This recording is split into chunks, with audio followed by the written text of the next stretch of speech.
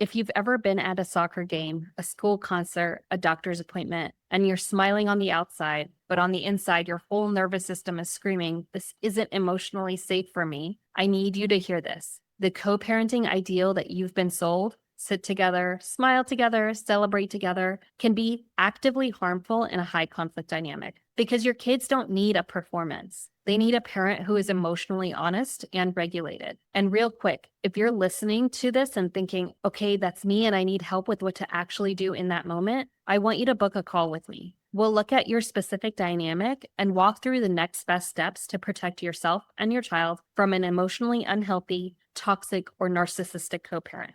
Now, let's reframe the myth. The myth is, if I can just act fine, my kids will be fine. But in high conflict co-parenting, the biggest risk isn't just that your child gets quiet in the car afterwards. The bigger risk is when a child is being manipulated by a toxic parent, they're being trained to ignore their own internal signals. They're being trained to override their emotions, to doubt themselves, to comply, to keep the peace. And if you're over here modeling, we smile, we play nice, we act like nothing's wrong, even though your body is screaming a different truth, your child doesn't learn emotional safety. They learn emotional denial. They learn my feelings are inconvenient. They learn that if something feels bad, I should push it down and perform anyways. And that is exactly what makes manipulation easier to land, because manipulation thrives when a kid doesn't trust their own experience. So by the end of this, you're going to walk away with something way more useful than generic advice. You're going to know the difference between being civil and pretending. You're going to understand what to model instead, so your child learns to notice emotions, honor them, and stay connected to themselves, even when someone else is pressuring them to disconnect.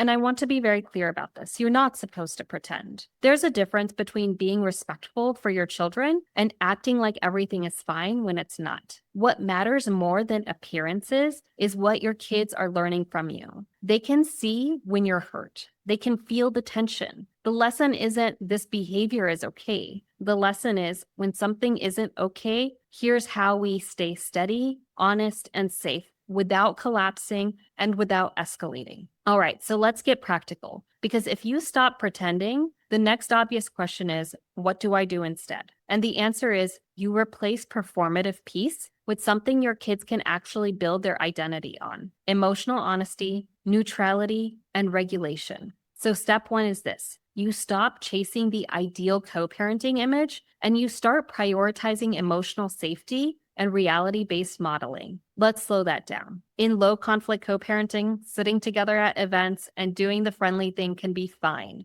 But in high conflict co-parenting, that same behavior can accidentally teach your child something dangerous. That uncomfortable feeling in my body, I should ignore that. That tightness in my chest, I should push through it. I should smile even when something feels wrong. And that is exactly the skill set that manipulation feeds on. So your new goal is not look unified. Your new goal is teach your child to stay connected to themselves while I stay connected to myself, which means sometimes the healthiest thing you can model is respectful distance, calm boundaries, short, neutral interactions. Not because you're bitter, not because you're trying to punish the other parent, but because you're teaching your child we don't perform comfort, we build safety. Because when a kid is being pressured, subtly or aggressively, the thing that protects them isn't you winning an argument with the other parent. It's your child having an internal anchor, a felt sense of, wait, this doesn't feel right, and permission to take that seriously. Okay, now let's go to the next piece, because this is where parents either get traction or they get pulled back into the cycle. By the way, if you're listening to this and thinking, I understand this, but I keep freezing in the moment, or my kid repeats these things and I don't know what to say without making it worse, book a call with me. We'll talk through your exact high conflict pattern, and I'll tell you whether my program is the right fit. Because you don't need more theory. You need a repeatable plan that you can actually use when you're activated. All right, step 2 is you teach emotional truth without recruiting your child into the conflict. Here's the tightrope you're walking. You don't want to pretend everything is fine, but you also don't want to dump emotional pain on your child. And those are not the same thing.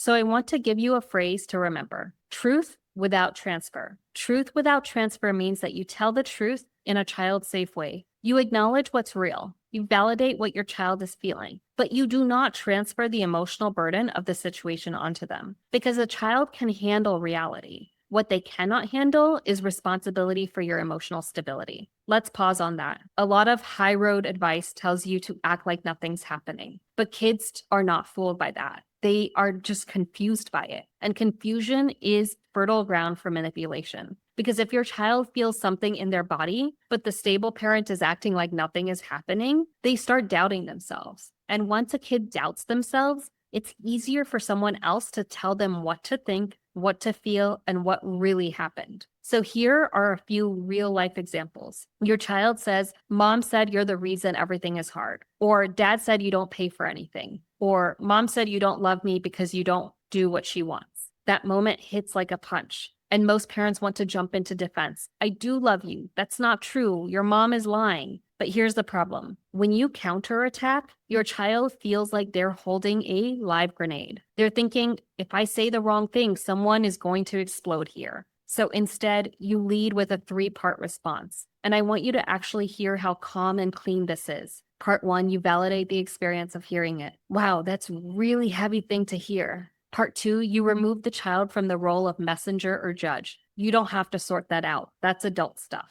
Part 3, you anchor your relationship and your values. "What I want you to know is you're safe with me and I'm here, always." And then you stop talking. This is where most people overtalk. Let's pause on that. A regulated parent can say less. An activated parent feels like they have to say more. So if you want to know whether you're regulated in the moment, ask yourself, am I trying to convince my child, or am I trying to connect with my child? Because connection builds trust. Convincing builds pressure. Now, does this mean that you never clarify a lie? Not necessarily, but you do it carefully, and you do it in a way that doesn't make your child feel like they're betraying the other parent by agreeing with you. So a simple clarification can sound like, "I'm not going to debate what was said at the other house, but I can tell you what's true here." Do you feel that? You're not asking your child to pick a reality. You're providing a safe reality. And over time, that becomes the place your child can breathe. Now, I want to talk about something subtle but huge. Sometimes the issue isn't that your child is repeating an accusation. Sometimes it's your child going quiet. They withdraw, they become fine, they become robotic, they become compliant. And in high conflict dynamics, that can be a sign. Not always, but often, that they're learning that emotions are dangerous. They're learning that the safest way to survive is to shut down and perform. So when your child comes home and you feel the distance, one of the best things you can do is to name what you see without making it a problem. That might sound like, "Hey, I noticed you're kind of quiet. You don't have to talk. I'm just here. And if you're carrying anything heavy, we can hold it together, little by little." That's emotional honesty. That's regulation. That's truth without transfer. All right, step 3 is where you stop the triangulation pattern, the using your child to control you pattern. And this is where neutrality becomes your superpower. Step 3 is you use protective neutrality to break the message delivery cycle. If you're living in a high conflict co-parenting situation, you know that moment. Your child walks in and says, "Mom wants you to tell her why," or "Dad said you need to do this," or "Mom said if you don't do this, then this is going to happen." And you can feel it. It's not a kid sharing information. It's a kid being positioned. It's pressure disguised as communication. And here's the trap. If you respond to the content, if you argue the message, you just stepped into the triangle. You just got pulled into a conflict you didn't choose. So the goal is not to win the content. The goal is to protect the child and end the triangle. I'm going to give you a framework that you can use every single time. It's called name, release, and redirect. Name what's happening in a child-safe way. Release them from the job and redirect to the right channel. So it sounds like this. "Hey, thank you for telling me, but you don't have to carry messages between homes. If your mom needs to talk to me about something, she can message me directly." And then you move on. You do not keep discussing it with your child, because the more you discuss it, the more your child learns that being the messenger creates intensity, attention, and emotional charge. Let's pause here, because this matters. Some kids bring home messages because they are pressured. Some kids bring home messages because they're trying to prevent conflict. Some kids bring messages because it makes them feel powerful in an otherwise powerless situation. None of those are bad kid reasons. They're adaptive. Your job is to make sure that adaptation isn't needed in your home. So you stay calm, you stay kind, you stay boring. Boring is protective. Boring is stable. Boring is not giving the conflict oxygen. Now, there's a second layer here as well. Sometimes the message isn't just a message, it's bait. It's an accusation wrapped as a question. Why did you do that? Are you trying to hurt mom? Dad says you're selfish. Again, content is a trap. So you answer the function of the message, not the content. And the function is usually make mom or dad react so I can report it back, or make the child align with one parent. So you go back to the same structure. That's a big thing to hear. You don't have to be in the middle of that. In this house, you get to be a kid. That last line, in this house, you get to be a kid, is one of the most healing sentences you can offer in a high conflict dynamic, because it gives your child an identity that isn't messenger or peacekeeper or spy or therapist. It gives them their childhood back, little by little. Now, I want to address something with you that you might be thinking. You might be thinking, if I stay neutral, my child will believe the other parent. Or if I don't correct it, I'm letting lies stand. That fear is real, and I want to validate it. But here's the shift. In high conflict dynamics, your child doesn't come back to you because you have the best argument. They come back to you because your presence feels safe, because your reality is consistent, because they can predict you, because you don't punish them for what they heard, because you don't collapse when they wobble. That's the long game, and it works. All right, now step 4 is the part that most people skip, but it's the part that makes everything else possible, because scripts don't work when your nervous system is on fire. Step 4 is regulation first, response second. So you stop the react, guilt, and repair spiral. Let's talk about the moment right before you react. The tiny microsecond where your heart jumps, your throat tightens, and thoughts start racing, and you can feel yourself about to say something that you will regret. That is not a character flaw. That is a nervous system response. And if you're co-parenting with someone high conflict, your nervous system has probably been trained over and over to go into fight, flight, fawn, or freeze. So the goal is not never get activated. The goal is I know what to do when I get activated. Because if you don't have a plan for your activation, you'll default to your old survival strategy. And then comes the spiral. You react. You feel guilty. You over-explain. You over-apologize. You feel resentful. You promise yourself you'll do better. And then the next accusation comes and you're right back there. So here's a simple regulation plan you can do in real time. I want you to remember it as pause, place, phrase. Pause is you create a half second of space. Even if it's literally you looking down to open the fridge or taking a sip of water or saying, hold on a second.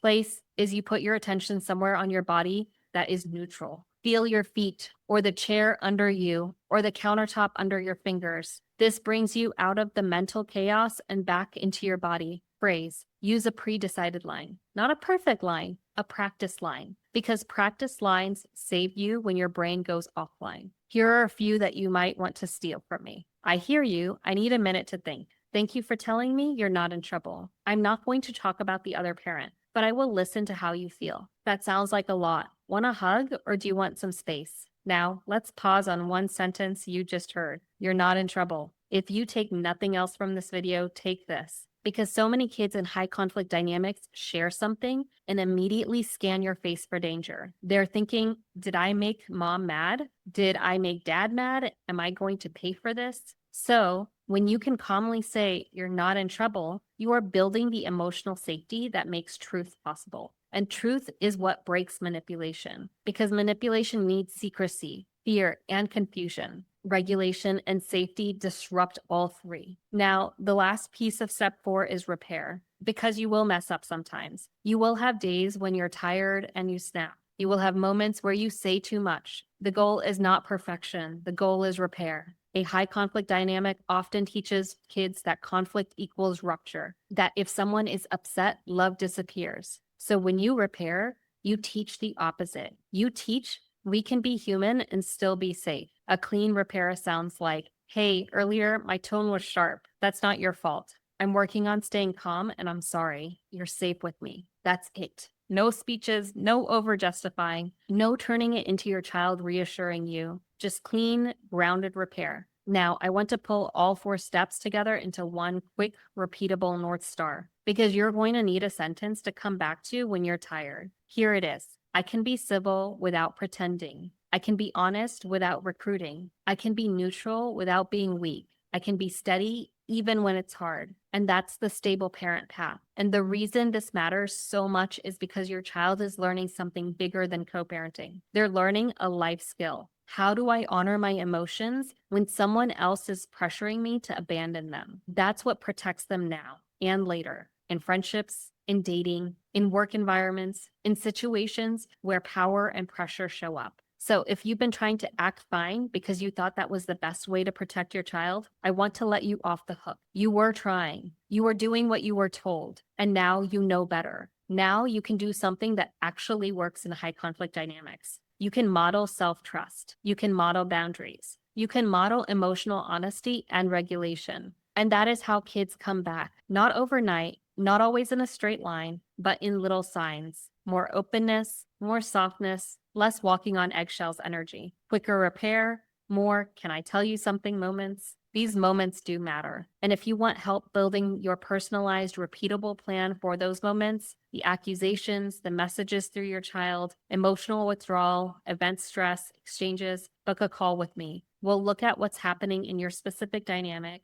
what you've tried, and what keeps pulling you back into that cycle, and whether my program is the right support for you. Because you don't need generic parenting advice. You need a system for high conflict reality. And you deserve to feel steady and competent again, so your child has a place where they can stay connected to themselves. Book a call and let's get you supported.